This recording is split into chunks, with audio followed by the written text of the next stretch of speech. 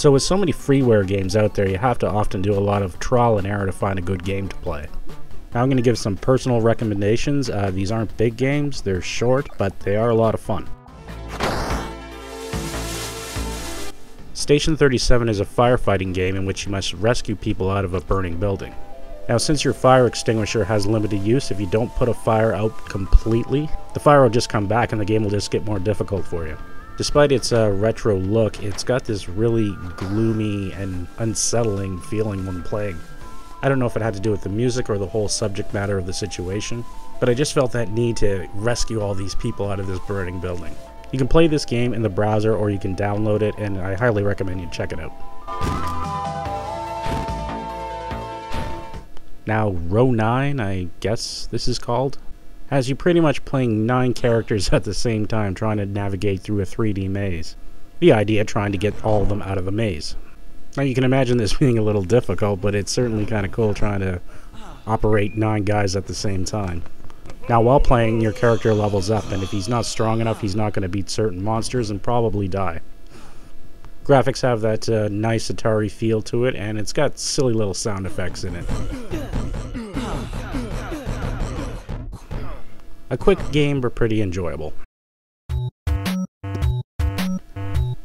Now, Cat Poke is a charming little game where you play a little girl in the house on a rainy day. Now, she figures the best way to cure her boredom is to go around the house and poke her cats in the rear.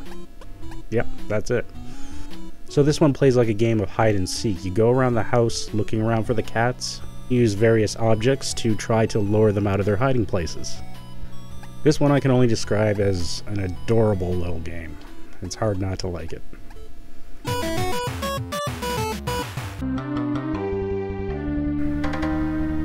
Samurai Railroad Mansion looks to me like it was designed for phones, but it is on the PC. Now this one's a quick reflex type game, where you have only a few seconds to swing at the bad guy and not to accidentally hit the innocent people. Sometimes you have to time your swings perfectly, or dodge an incoming train. Now this game is a lot more enjoyable to play due to the fantastic art, and it definitely will challenge your hand and eye coordination. The Scourge is kind of a post-apocalyptic zombie type game, where essentially you're locked in a room and trying to survive waves of scourges. The idea of the game being survive until the timer's up.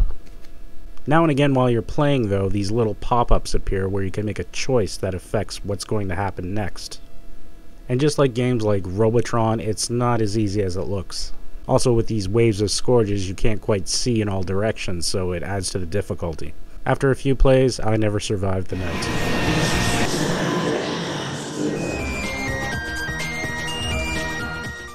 Now Lost Labyrinth is one of those rogue type games which I haven't played too many of.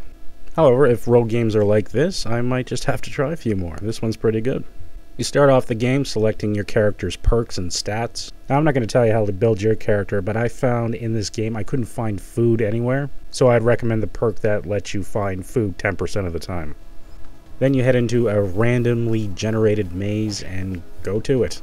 As you fight the baddies, you'll end up running into ambushes, finding weapons, merchants to buy goods from, magic spells, and lots of treasure. Now I played this game a few times and unfortunately I couldn't seem to get any further than the 5th level. Now that either says a lot about me or it says something about the game. I'm not sure which one it is.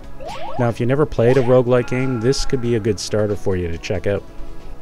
So there you have it, some freeware PC games for you to check out, and hope to see you again.